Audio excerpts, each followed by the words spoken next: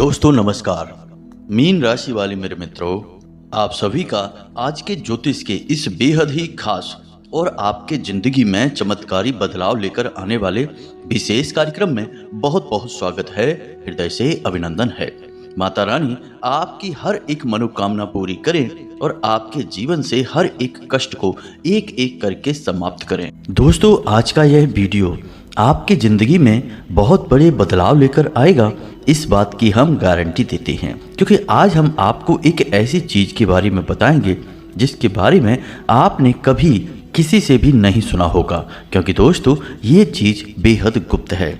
तो हम आपको बताने जा रहे हैं एक ऐसी चीज के बारे में जिसे आपको अपने दाहिने हाथ में पहन लेना है। जी हाँ दोस्तों, इसे अपने दाहिने अंग से स्पर्श करके रखना है और आप इसके चमत्कार को अपने जीवन में महसूस करेंगे। जी हाँ दोस्तों, जो महापरिवर्तन आएंगे, जो सकारात्मक ऊर्जाएं आपके जीवन में आएंगी और आपको बड़े बड़े लाभ देंगी, उन्हें देखकर आप 100% चौंक जाएंगे। जी हाँ दोस्तों, इसे अंग स्पर्शी उपाय कहा जाता है और इस उपाय को हर वह इंसान करता है जो अपने जीवन में कुछ करना चाहता है, सुख सुविधाएं हासिल करना चाहता है, तकलीफों से मुक्ति चाहता है। लेकिन इस उपाय की खूबी यह है कि इसे कोई और आपके लिए नहीं कर सकता है, इसे आपको स्वयं ही तैयार करना होगा और यह बेहद गुप्त होगा। तो इसकी तैयार करने की विधि भी आप किसी से नहीं बताएंगे। तो यह कौन सा उपाय है, कौन सी ऐसी वस्तु है जिसे आपको स्वयं ही तैयार करनी है, सारी बातें हम आपको आगे विस्तार से बताने वाले हैं। इसी के साथ साथ दोस्तों, हम आपको कुछ ऐसे भी जरूरी उपाय बताएंगे जिन्हें आपको तब करना है जब आप अपने घर से किसी कार्य के लिए बाहर निकल रहे हैं, फिर चाहे आप अपने काम धंधे व्यापार पर जा रहे हैं या फिर किसी बेहद जरूरी कार्य को करने जा रहे हैं जिसमें आप कामयाबी चाहते हैं। ऐसे समय में आपको इन छोटे छोटे कार्यों को भी करते जाना है और आप देखेंगे कि आपके जीवन में आपको बड़े ही चमत्कारी लाभ प्राप्त होंगे। हम आपको बता दें कि आज का यह वीडियो जो ज्ञान आपको देगा वह आपके जीवन को एक चमत्कारी ढंग से परिवर्तित करेगा। आपको जो बदलाव महसूस होंगे उन्हें देखकर आप चौंक जाएंगे। तो ऐसे में हम आपसे यही चाहेंगे कि जब हम आपको निसंकोच माई की सेवा में यह विशेष उपाय दे रहे हैं जिसे लोग बहुत मोटी रकम वसूलने के बाद देते हैं, तो आपसे भी हम बस यही चाहते हैं कि आप इस वीडियो को पूरा देखें। यदि आपने इस वीडियो को पूरा नहीं देखा, आधा अधूरा देखा या बीच में ही छोड़ दिया, तो फिर आपको एक महत्वपूर्ण ज्ञान हासिल नहीं हो पाएगा और फिर जीवन में बदलाव नहीं हासिल होंगे। अब कुछ लोग यहाँ पर कहेंगे कि इन छोटे छोटे उपायों से या फिर छोटे छोटे कार्यों को कर लेने से क्या हो जाता है, जीवन में कुछ बदलता नहीं है। तो दोस्तों, हम आपको बता दें कि किसी पत्थर पर जब आप हथौड़ी से वार करते हैं तो पहले ही वार में वह पत्थर टूट नहीं जाता है। हाँ, यह जरूर है कि उस पत्थर के अंदर के जो अणु हैं वे जरूर टूटते हैं, विखंडित होते हैं, लेकिन ऊपर से वह पत्थर मजबूत ही दिखाई देता है। लेकिन 5वें, 10वें, 15वें या फिर 20वें वार में वह पत्थर टूट जाता है। तो आपने प्रयास किया, लगातार हथौड़े से पत्थर पर मारा, तो उसका नतीजा एकदम से तो आपको नहीं दिखाई दिया, लेकिन धीमे धीमे जो परिवर्तन हुए वे एक दिन खुलकर बाहर आ गए और पत्थर टूट गया। ऐसे ही दोस्तों, जीवन में किए जाने वाले छोटे छोटे उपाय होते हैं। हो सकता है कि ऊपर ऊपर से आपको एकदम से कोई परिवर्तन ना दिखाई दे, लेकिन आगे चल के वे जब खुलकर बाहर आएंगे तो आपको बड़े बड़े लाभ देंगे, फिर आपको वे महापरिवर्तन सीधे महसूस भी होंगे। हालांकि ये उपाय परिवर्तन तो लेकर आते हैं, ये आंतरिक होते हैं, सूक्ष्म होते हैं, इसलिए आपको स्पष्ट तौर पर दिखाई नहीं देते हैं। दोस्तों, इन उपायों की महत्ता बहुत अधिक है। प्राचीन काल से ही राजा महाराजा और विशिष्ट जन इन उपायों को करते चले आ रहे हैं, लेकिन आज के इस भागदौड़ भरे जीवन में, व्यस्त जीवन में लोग जरूरी बातों को यानी ऊर्जाओं के संतुलन को भूल चुके हैं, बस जिए जा रहे हैं, भागे चले जा रहे हैं। ऐसे में यदि जीवन में कुछ हासिल ना हो तो दुख तो रहता ही है, और जिनको कुछ हासिल हो भी जाता है वे भी सुखी दिखाई नहीं देते हैं। जी हाँ दोस्तों, क्योंकि सुख इस प्रकार हासिल होता ही नहीं है। सुख तो ऊर्जाओं के संतुलन में है, और ऊर्जाओं को संतुलित कैसे करना है यह हम आपको बताते हैं।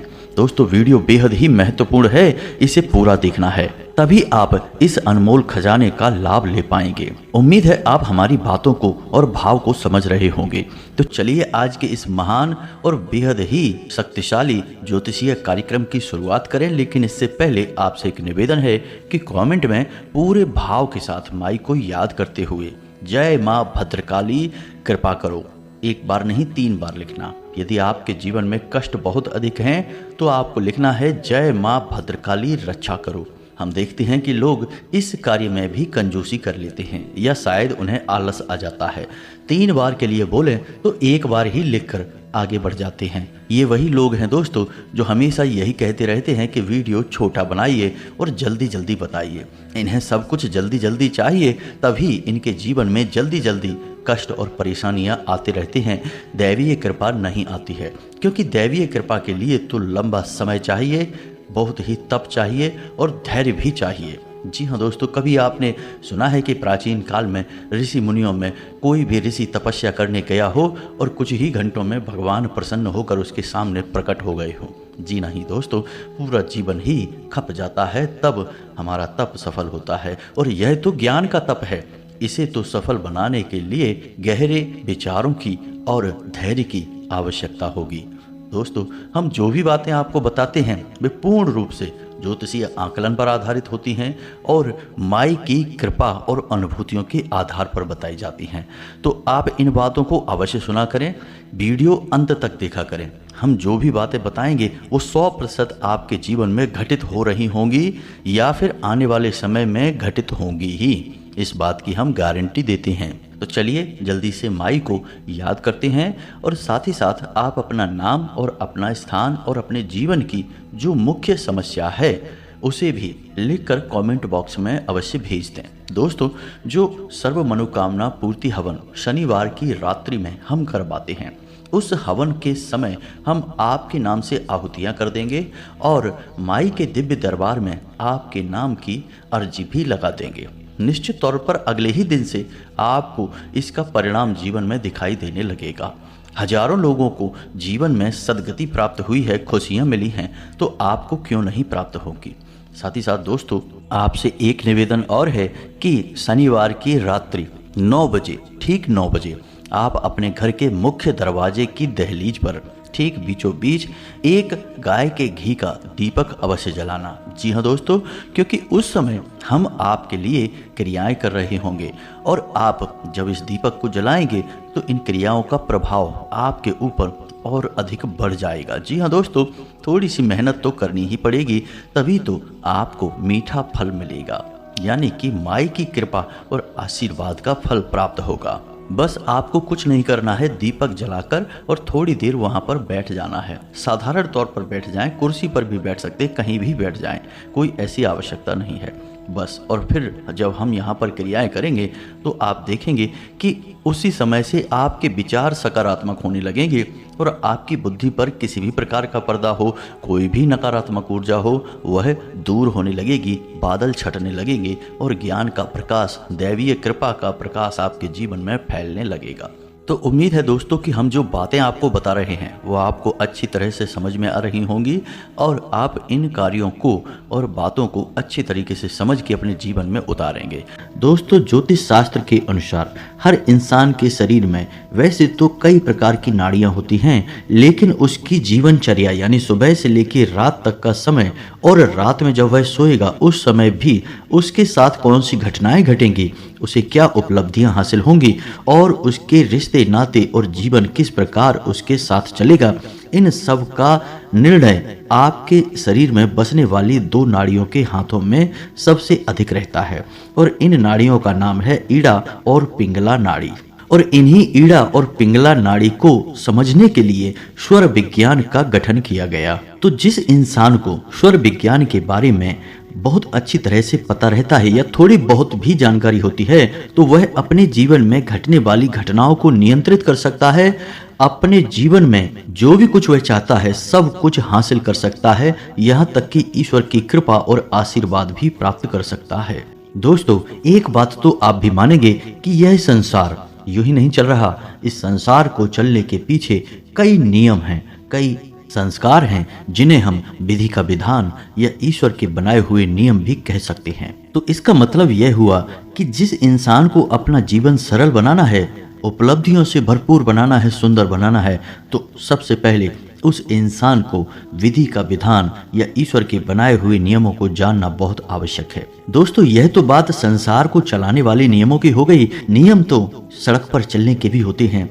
अगर आप नियम तोड़कर सड़क पर चलेंगे तो आपके जीवन में दुख और कष्ट के सिवाय कुछ भी नहीं होगा, क्योंकि हादसे और दुर्घटनाएं आपके जीवन को नर्क बना देंगे। तो इसी प्रकार जीवन को जीने के भी कुछ नियम होते हैं, कुछ विधान होते हैं, उन्हें जानना आपके लिए बहुत आवश्यक है।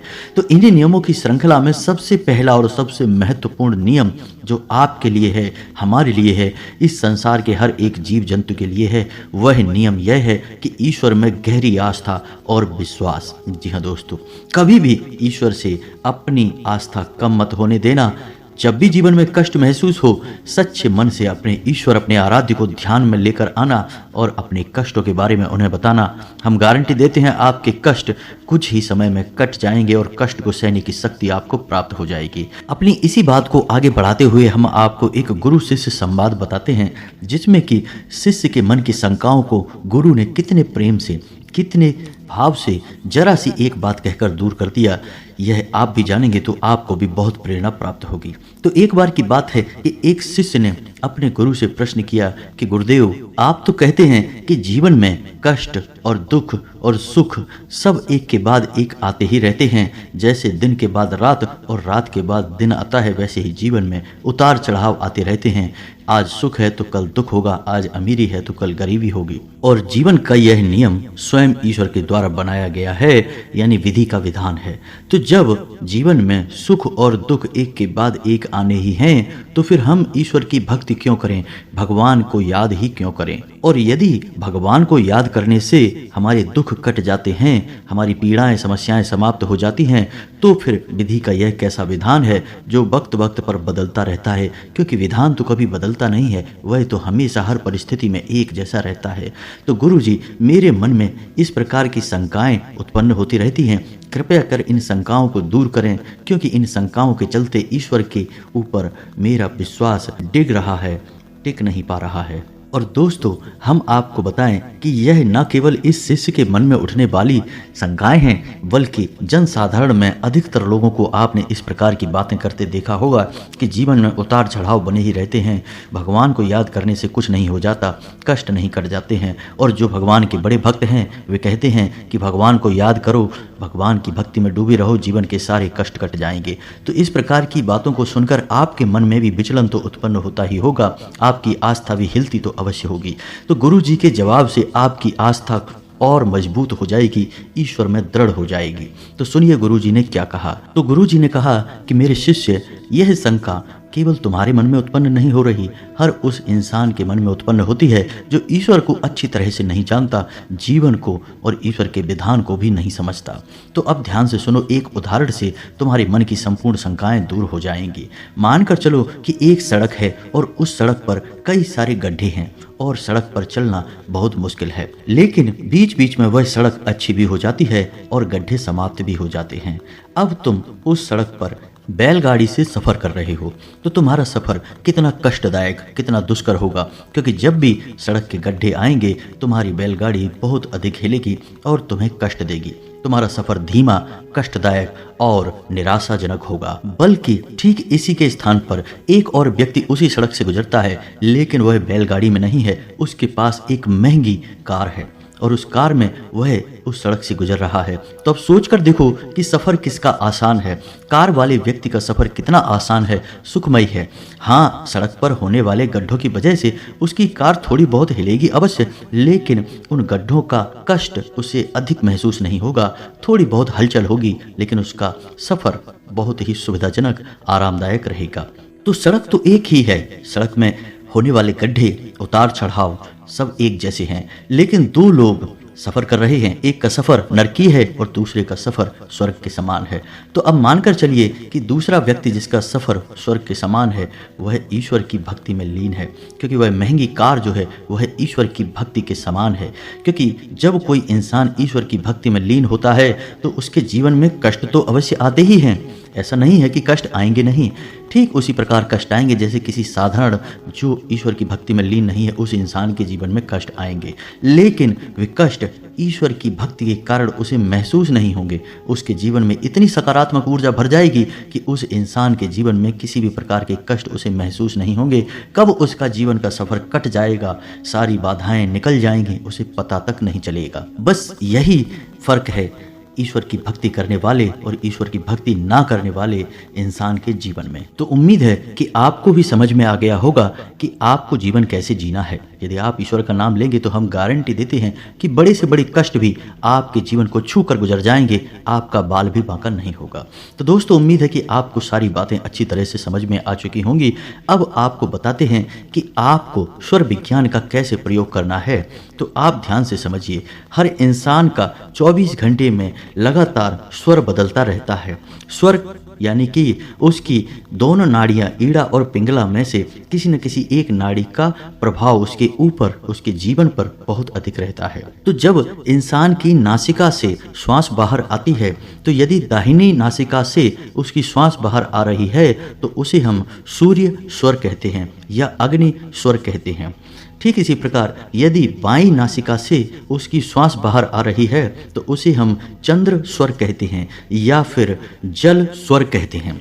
तो आप ध्यान से समझिए कि आपको करना क्या है। जब भी आप सोकर जागते हैं तो जब आप अपने बिस्तर से पैर नीचे रखते हैं तो एक बार अपनी नासिका के पास अपना हाथ ले जाकर देखिए और आप महसूस करिए कि आपकी किस नासिका से आपकी श्वास बाहर आ रही है।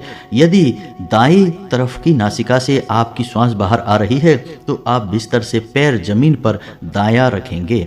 ठीक इसी प्रकार जब आप घर से बाहर निकल रहे हैं तो आपकी जिस स्वर की श्वास चल रही है, यानी जिस नासिका से आपकी श्वास बाहर आ रही है, आप उसी कदम को यानी उसी पैर को घर से पहले बाहर निकालेंगे। ये दो चीज़ें आपको ध्यान से समझनी है। तो अब जब इंसान का स्वर सूर्य होता है तो उसके शरीर में अग्नि जल रही होती है। कहने का मतलब यह होता है कि वह जोश से भरा होता है, ऊर्जा से भरा होता है और उससे मेहनत के कार्य उस समय करने चाहिए। और जब इंसान का बायां स्वर चल रहा हो यानी चंद्र स्वर चल रहा हो तब इंसान के मन को शांत रखना चाहिए, उसे ईश्वर का ध्यान करना चाहिए। तो अब जब आप किसी इंसान से बहस कर रहे हैं, बातें कर रहे हैं, चर्चा कर रहे हैं तो आप एक बार अपने स्वर पर ध्यान दीजिए। यदि आपका चंद्र स्वर चल रहा है तो आप देखेंगे कि आपकी बात करने के तौर तरीके बदल जाएंगे। आप शांतिपूर्ण तरीके से हर एक बात को सुनेंगे, समझेंगे।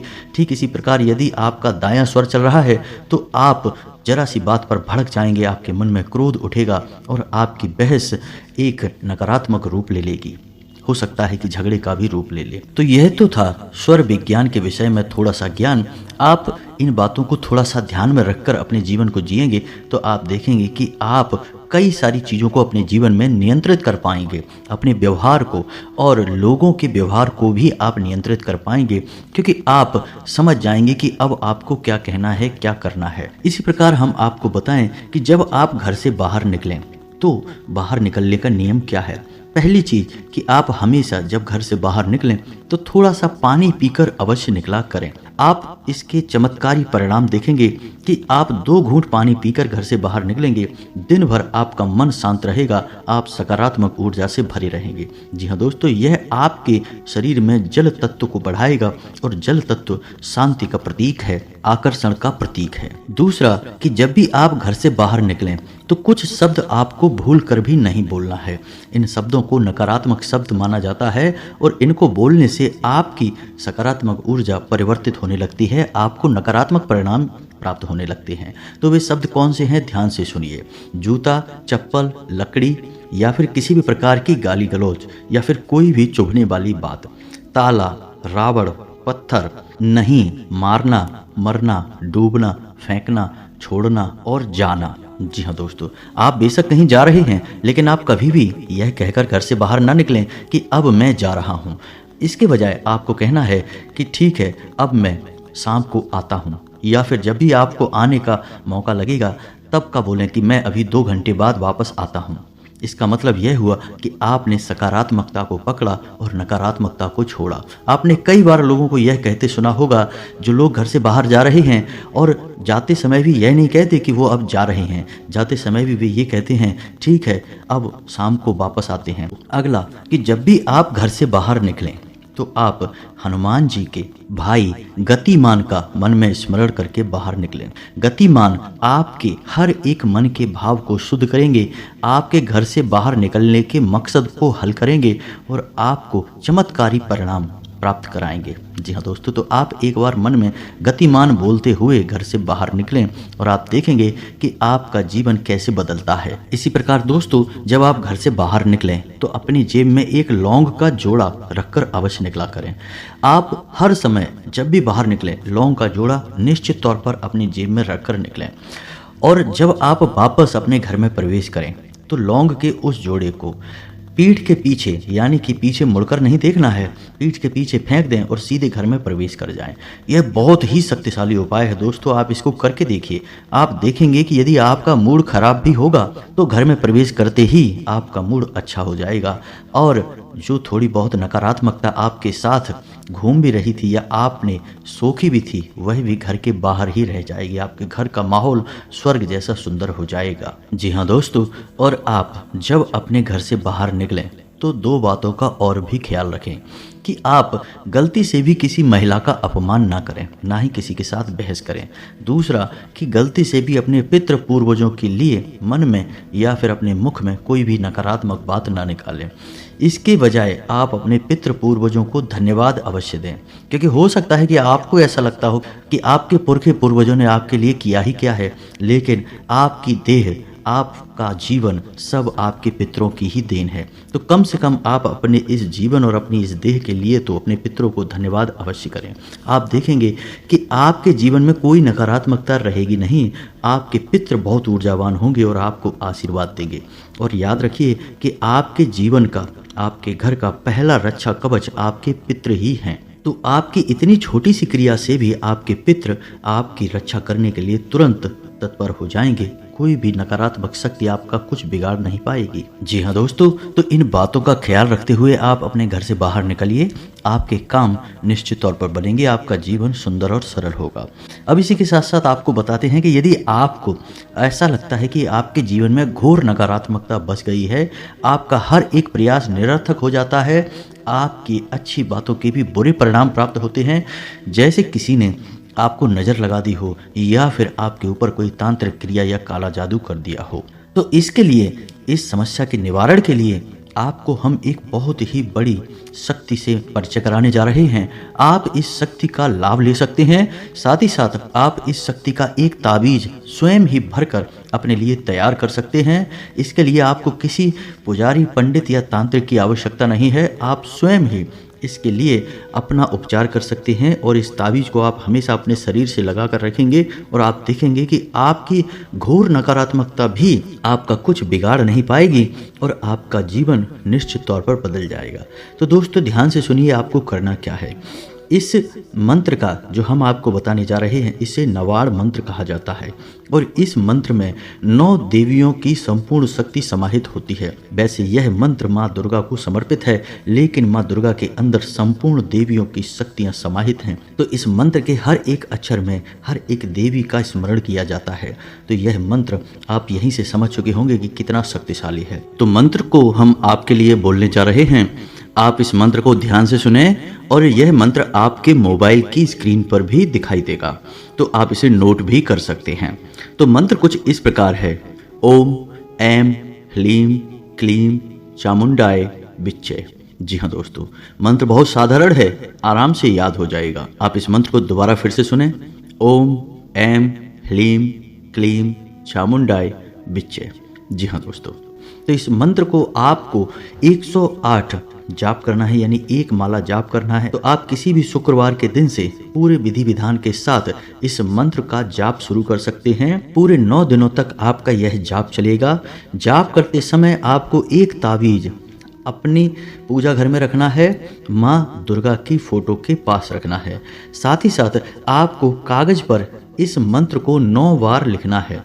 छोटे से कागज़ पर छोटे छोटे अक्षरों में आपको 9 बार इस मंत्र को लिखना है और इस कागज़ को भी आपको माँ दुर्गा की फोटो के नीचे रखना है।